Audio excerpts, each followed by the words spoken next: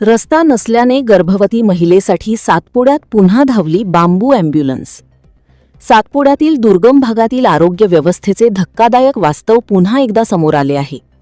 नंदुरबार जिल्ह्यातील अक्कलकुवा तालुक्यातील विहगीचा बारीपाडा येथे एका गर्भवती महिलेला प्रसूतीच्या वेदना सुरू झाल्यानंतर रुग्णालयात नेण्यासाठी चक्क बांबूच्या झोळीचा आधार घ्यावा लागला। गावात मोबाईल नेटवर्क नाही, पक्का रस्ता नाही, त्यामुळे 108 रुग्णवाहिकेशी संपर्कही होऊ शकला नाही। अखेर नातेवाईक आणि ग्रामस्थांनी बांबूची झोळी तयार केली आणि महिलेला पायी पक्क्या रस्त्याच्या दिशेने नेण्यास सुरुवात केली। मात्र रुग्णालयापर्यंत पोहोचण्यापूर्वीच वाटेत महिलेची प्रसूती झाली। यानंतर माता आणि नवजात बाळाला पिंपळकुटा प्राथमिक आरोग्य केंद्रात दाखल करण्यात आले। तपासणीनंतर दोघांचीही प्रकृती व्यवस्थित असल्याचे डॉक्टरांनी सांगितले। मात्र या घटनेने प्रशासनासमोर गंभीर प्रश्न उभे केले आहेत। दुर्गम भागात पक्का रस्ता कधी होणार, मोबाईल नेटवर्क कधी पोहोचणार आणि आपत्कालीन काळात रुग्णवाहिका सेवा नागरिकांपर्यंत कधी पोहोचणार? बांबूची झोळी ही केवळ वाहतुकीची साधन नाही, तर आजही दुर्गम भागातील नागरिकांसाठी जीवन मरणाचा आधार ठरत असल्याचे या घटनेतून समोर आले आहे। या घटनेबाबत रुग्णाचे नातेवाईक जलपत तडवी यांनी आपली प्रतिक्रिया व्यक्त केली आहे। महिलेला कसं बांबू अँब्युलन्सने घेऊन येताना आपल्याला दिसत आहे।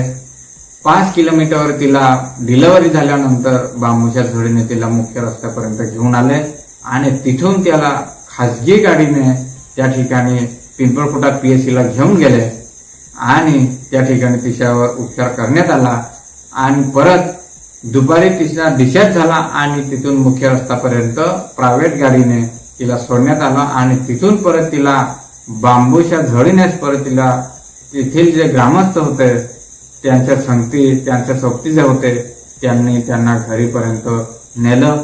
आज हा खूप गंभीरचा विषय आहे, तरी आमची मागणी अशी आहे की हे असे विषय होणार नाहीत। जर या महिलेला रस्ता राहिला असता तर तिला वेळेवरती गाडी मिळाली असती आणि अँब्युलन्स मिळाली असती। त्या ठिकाणी या पाड्यावरती आशा वर्करही सुद्धा नाही आणि त्यावेळेस आशा वर्कर सुद्धा नसल्यामुळे त्या ठिकाणी कोणाची त्यांना घरातल्या व्यक्तीशिवाय त्या ठिकाणी दुसऱ्या कोणाची मदतही मिळाली नाही।